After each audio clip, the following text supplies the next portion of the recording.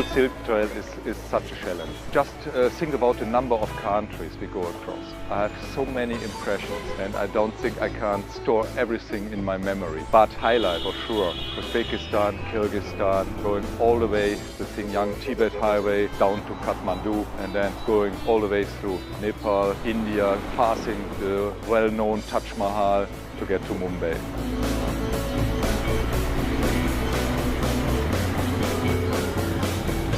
In terms of heat and humidity, we have engineered these cars to operate between -30 and +40. When I joined in Delhi, the temperature was around about 35 degrees. The hybrid system itself functioned as expected. But of course, in those kind of conditions, your vehicle loads are quite high. For example, you'd have the aircon on full blast for a longer period of time than you would at a lower ambient temperature.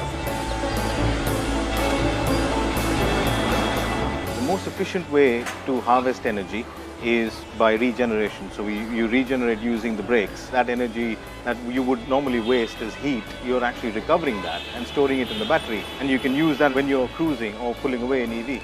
The kind of driving that we've seen and the mix of driving that we've seen and the fuel economy that we are seeing proves to us that the hybrid system is doing its job as we intended it to do.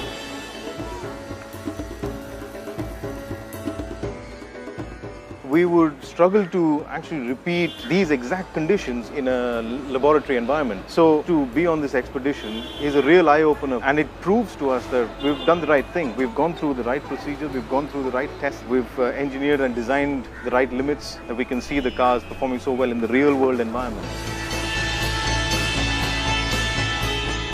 Every member of the team who took part in the expedition, right the way from leaving Solihull right the way through to Mumbai, got a great deal out of it because it was the first time they'd actually experienced the vehicles in a real environment. We tested them obviously, but it's the first time they've been in a real environment with external people, journalists driving the cars. We did things that we wouldn't even have dared do under normal conditions.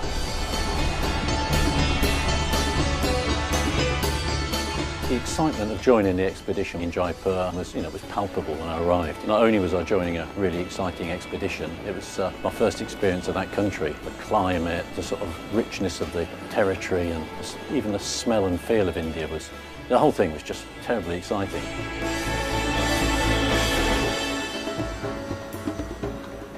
We sent back a huge amount of data throughout the trail, and all of that's been analysed in real time. We kept analysing it as it was going on. We made a few little tweaks to the whole setup of the car, but I think the nice thing is we didn't have to change too much from the trail. All it really did was confirm that we were pretty much in the right place. We're sitting in the sort of lead vehicle of the three vehicles as we drove into Mumbai. It was tremendously exciting for one thing. We had quite a entourage there to greet us, and a band of local people, and all sorts of people there to greet us. But also, great sense of achievement as well as the sort of huge excitement. And honestly, for me to be sort of dancing outside the car and waving a flag in the air was not my normal behaviour. So I certainly got carried away in the sort of heat of the excitement, the emotion of the event. Yeah, it was tremendous.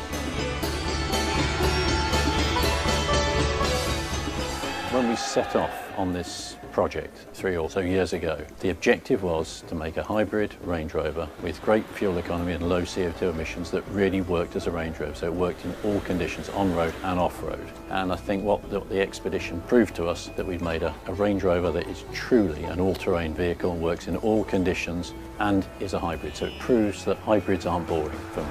That hybrids truly can be a great vehicle, and if anything extended that sort of breadth of capability of a Range Rover even further than we had done with the conventional cars. And for my team, I think that's a great achievement.